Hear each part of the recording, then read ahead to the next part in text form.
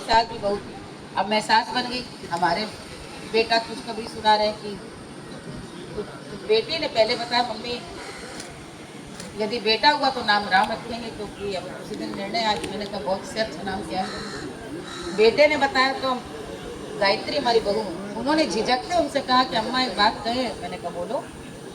अहिल्या रख सकते थी लड़की भी।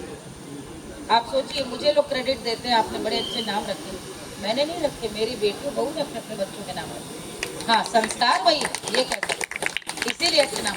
बोली अहिल्या रख सकते हैं, आपको कोई आपत्ति तो नहीं। हमने कहा बेटा हमें कैसी आपत्ति होगी, हमें तो अहिल्या पे सीधे अहिल्या बाई याद आती है, और इतना अच्छा आठ फेरे से हिलाया ना जा सके, आप पाषाण खिड़की से हिला ना सको, इससे अच्छा क्या।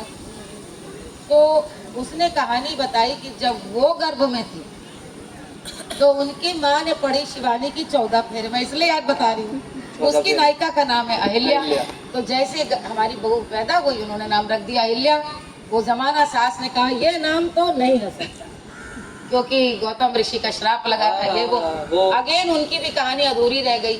उन्होंने भी अपनी बिटिया से कहा होगा, तो बिटिया ने कहा क्या नाम रख दिया, गायत्री। अहिल्या कितना अच्छा था। इतने सालों बाद जब उसने कहा कि आपको कोई यदि भ्रम न हो न हो तो हम मेरा नाम जो मेरी माँ रखना चाहती थी, मैं चाहती हूँ अहिल्या रखूँ। मुझे याद आई अपनी बात की, कैसे हमारा मन टूटा था कि हमारी समधन का टूटा हो, इसका न टूटने पाए। तो उसमें साहित्य देखिए नाम चुनने में किस तरह जुड़ा है। 14 फेरे और दूसरा शेषर कवि। क्या बात है। और ये मुझे ऐसा लगता है बातों के जो सिलसिले, लेकिन प्रतीक इस साहित्य पढ़ने से नाम आते हैं। आजकल तो कियान रियान सियान रियान जियान रियान रियान, कुछ लोग तो ऐसे नाम रखते हैं कि वो फिर बताते हैं नहीं हिब्रू में इसका अर्थ ये नहीं, और ग्रीक में भैया हिंदी में बताओ, और क्या है संस्कृत में बता दो, नहीं हिब्रू में ये है, हिब्रू उसमें ये, आप उसमें देखें। अमा यार कुछ के नाम तो यदि आप संस्कृत में पढ़ो, एक ने किसी ने रखा था अनीर, अब कुछ ऐसा था अनीर, तो उसका उसमें अर्थ में दिखा था कीचड़ में पड़ा हुआ कि क्या थोड़े से नाम जो है आजकल ये रियान कियान सियान मियान पियान जो चला है, बड़ा हिंदी पढ़ाना चाहिए। वो भी है, मतलब आजकल समझ में भी नहीं आता है कि ये जो नाम है ये 4 पैर वाले के या 2 पैर वाले, ये भी बड़ा कंफ्यूजन हो जाता है। ऐसे हमारे यहाँ एक है मित्र, तो उनका नाम डोगा है। डोगा, तो हमें लगा पहले डोगा 4 पैर पे आते होंगे, फिर मालूम पड़ा 2 पैर पे चलते हैं, 2 पैर वाले डोगा है। तो क्योंकि बातें चलती रहेंगी, बहुत सारी चीजें होती रहेंगी, इसी बीच में जो मेरे मन में एक ख्याल आया है, छोटे छोटे मैंने जब मैं बहुत क्योंकि देखिए क्या है ना, पुराने दिनों को याद करते हैं तो नई चीजें निकल करके आती हैं। एक मंच पर मैंने सुना था और उसके बाद में मैंने उस पर बहुत ज्यादा ढूंढा भी और वो चीजें मिली भी। आप में से जितने भी लोग हैं, आपको बताओ हमारे शहर को, हमारे प्रदेश को पद्मश्री श्री मालिनी अवस्थी जी एक सिंगर के रूप में नहीं बल्कि एक गौरव के रूप में प्राप्त है। ये हमारे उत्तर प्रदेश का एक चेहरा है। लता जी से जुड़ा हुआ आपका एक किस्सा था, लता जी की और आपका कुछ था कि लता जी तक आप पहुंची एक कुछ कहीं साइलेंटली। वो अगर किस्सा हमारे यहाँ पे जितने भी बैठे हुए लोग हैं, अगर उनसे आप बताना चाहें। वो तो मेरे लिए बड़ा उनसे जो मेरी मुलाकात हुई थी, मुलाकात तो ऐसे हुई थी कि वॉइस ऑफ इंडिया एक आपको याद होगा रियलिटी शो आता था स्टार पे बहुत पहले, उसमें फिनाले उसमें लता दीदी आई थी। फिनाले में मैं गई ही बॉम्बे सिर्फ इसलिए कि मैं दीदी से मिल पाऊँ, और गजेंद्र सिंह जी थे डायरेक्टर जो अंताक्षरी सारेगामा वाले, उनसे मैंने कहा कि ताई से मिलना है, मतलब दीदी से मैं मिली और उन्होंने मेरे सर पे हाथ रखा। और आज भी लगता है कि वो ऐसे उंगलियां बालों में, क्या सरलता पैरों में बैठ गई। मुझे मेरा प्रतीक उनके पास बैठ के, मैं इस बात का जिक्र इसलिए नहीं करती, मुझे जी ही नहीं चाहा कि मैं कुछ अपने बारे में बताऊं, मैं कौन हूँ, क्या कोई बताएगा सूरज के सामने अब क्या है। तो बस मैंने उनको देखा, बस तो बोली क्या ऐसे क्या, तो बस मैंने सिर्फ उनका, मतलब मुझे लगा कि जैसे वाकई ईश्वर के सामने पहुंचकर आदमी को लगता है कि इन्हें क्या बोलना है, अब इन्हें क्या बताना है, ये तो हमें देख सकती हैं तो सब समझ जाए, भाव आंखों में मन में, मैं क्या बोलूँ। तो बस उनके मैंने पाँव छू लिए, बस मैंने क्या कुछ उसके सोचिए आप 3-4 साल बीत जाते हैं और जुनून शो चलता है। जुनून शो में मैं जब गा रही थी तो उस समय मेरे लिए बहुत बड़ी चुनौती थी वो। इस पर तो कभी एक अलग बात करेंगे कि वो उस ज़माने में एक रियलिटी शो को 40 साल की उम्र में एक्सेप्ट करना, 41-42 साल की थी मैं। और ये सोचना कि मैं कॉम्पीट करूँगी युवाओं के साथ, और कंपटीशन में तो कंपटीशन है, आप फर्स्ट एपिसोड में आउट हो सकते हैं, कुछ भी हो सकता है, यू कैन बी जज, यू कैन बी ट्रोल्ड, आपकी इमेज वहाँ से यहाँ आ सकती है। तब लोग टीवी जम करके तब टीवी देखते थे, आज जैसा हाल नहीं जम करके। एकदम सही कह रहे हैं, वो गोल्डन एरा था टीवी का। वो आपका काले ड्रेस वाला जो एक था, मुझे आज भी याद है, झूला झूली थी इलाजी आपके हाँ साथ। हाँ बिल्कुल। तो मैंने उसमें सारा थिएट्रिक्स था। वो मुझसे लोग कहते थे कि माइक पकड़ के अब झूला कैसे झूल गई, गोल कैसे घूम गई, चक्कर काट गई, आपके सांस नहीं टूटती। मैंने जिंदगी में उसके पहले कभी गोल गोल नाच के घूमा नहीं था, लेकिन ऐसा लगा जैसे पता नहीं कितने जन्मों से करती रही। वो एक हो गया। उसमें एक पाकिस्तान से एक आर्टिस्ट आए थे, अकबर और अहमद, आपको याद होगा। अकबर जो थे बहुत पुराने सलामत अली नज़ाकत अली उनके ग्रैंडसन थे। तो सलामत अली नज़ाकत अली जी को लता जी बहुत पसंद करती थी, आज भी आप उनकी मूवीज सुन सकते हैं। तो उससे पूछा गया कि आपकी क्या ख्वाहिश है, हर एक एक ख्वाहिश थी। उसने अपनी ख्वाहिश कही कि मैं पाकिस्तान से हिंदुस्तान आया ही ये सोच के मुझे लता जी से मिलवा दिया जाए। तो टीम वहाँ लेकर गई होगी। हम हर हफ्ते लखनऊ आ जाते थे, शूटिंग के एक दिन पहले पहुँचते थे। बृहस्पति को शूट होता था, बुधवार को गए सकते थे। तो हैरान, वो सब लोग हैरान थे कि अकबर तुम लता जी से मिले। असल में आज जैसा वो यूट्यूब का और सोशल मीडिया का, स्मार्टफोन्स का दौर नहीं था पूरी, तो ये बहुत एक एक्साइटमेंट होता था कि जो बोल रहा है उसकी बात को सुने, किस्सा गोई, जैसे किस्सा गोई कहते हैं। क्योंकि आजकल तो आप सब रील में देख ले रहे हो, अब कोई किसी को क्या बताए, हम लोग को विश्वास नहीं। पहले का ज़माना होता तब तक इंस्टा फोटो आ गई होती। उस लड़के ने बताया कि अरे आप पहले बात मेरी सुनिए मालिनी दीदी, वो आपको बहुत अच्छे से सुनती हैं और वो आपको बहुत अच्छे से आपकी बड़ी तारीफ की उन्होंने। मैंने तो ऐसे करके अपना कलेजा खावा कि लता जी मुझे सुन रही, यानी मैं जो गा रही उसको टीवी सेट पे सुनती है। बात आई गई, ख़त्म हो गई, शो ख़त्म हो गया। शो ख़त्म होने के 29 सितंबर को शो ख़त्म होता है। उनकी बर्थडे होती है 28 सितंबर, नंबर 1 है वो, उनका जन्मदिन था, 80वां जन्मदिन। तो मुझे फ़ोन आया कि आप बॉम्बे से कि ज़रा हिंदुस्तान टाइम्स आज का ज़रा खोल करके देखिए, ब्रंच जो उसका संडे का एडिशन आता है, लता जी ने 80वें जन्मदिन में हिंदुस्तान की जो उम्मीदें बताई उसमें एक नाम आपका लिया है। मैंने मुझे वाकई लगा जो फ़ोन कर रहे हो कोई प्रैंक कर रहे हैं। उस ज़माने में वो फैक्स वगैरह चलता था, ईमेल्स वगैरह से हम लोग उतना सेवी नहीं थे। मैंने तुरंत यहाँ उस समय की सुनीता हिरन जी एडिटर थी, उनको फ़ोन किया। मैंने कहा ज़रा आप प्लीज़ HT का ज़रा बॉम्बे एडिशन का ब्रंच मंगवाइए और या फ़ोटो मंगवाइए, क्योंकि अभी मैं हमको देखना तब हम बताएंगे। उन्होंने हमको न सिर्फ मंगवाया, घर में अखबार मतलब उसकी भिजवाई फ़ोटो और कहा कॉन्ग्रेचुलेशन, इसको अगले संडे हम कैरी करेंगे आपके इंटरव्यू के साथ लखनऊ एडिशन में। तब मैंने पहला फ़ोन अपने गुरु अप्पा जी को, गिरिजा देवी जी को किया कि अप्पा आपके आशीर्वाद से आज लता जी जिनको हम पूजते हैं हम लोग, आज उन्होंने 5 नाम लिए थे। सोनू निगम, जावेद अली, सुनिधि चौहान और एक मेरा नाम, 5 नाम। और क्या, और उसमें लिखा था उन्होंने जो बनारस की लेडीज़ हैं जो गाती हैं, उनके वर्ड्स थे।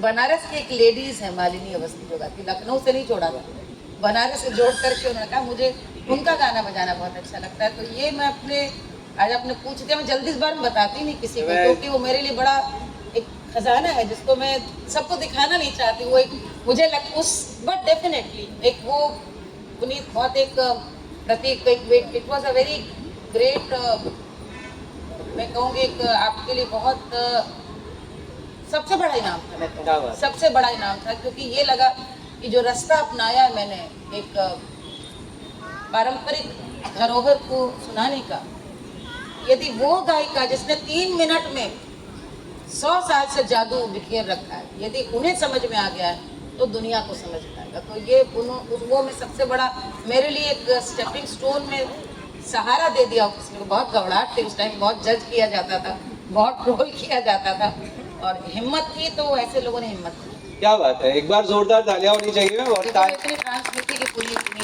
कोई बात नहीं, आप जो बोलेंगे सब सारे मेरे आ रहे हैं। तो क्योंकि अब आपने लता जी का जिक्र कर ही दिया है, और ऐसा नहीं हो सकता कि मैं आपसे ये कहूँ कि कुछ भी गुनगुना दें। अगर आप हल्का सा, अब मुझे याद है आपने वो आएगा आने वाला गाया था, अगर तो आप उनके गाने गाने कोई भी क्योंकि आज कितने लोग चाहते हैं यहाँ पर लता जी का गाना कैसे कोई गा सकता कुछ भी आप गुनगुना दें।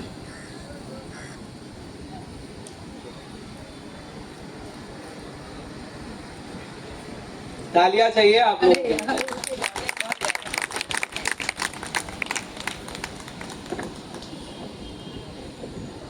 कई गाने हैं, एक गाना तो कोई गा ही नहीं सकता। यूं हसरतों के दाग मोहब्बत में धोले, खुद दिल से दिल की बात कही और रो दिए।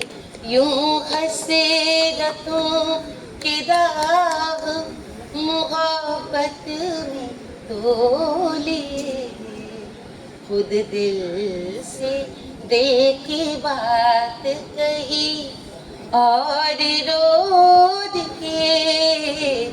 यूं हसरतों के दाग, घर से चले थे हम तो खुशी की तलाश में, खुशी की तलाश में, गम सराग में खड़े थे वही साथ होले, खुद दिल से दिल की बात कही और रो लिए।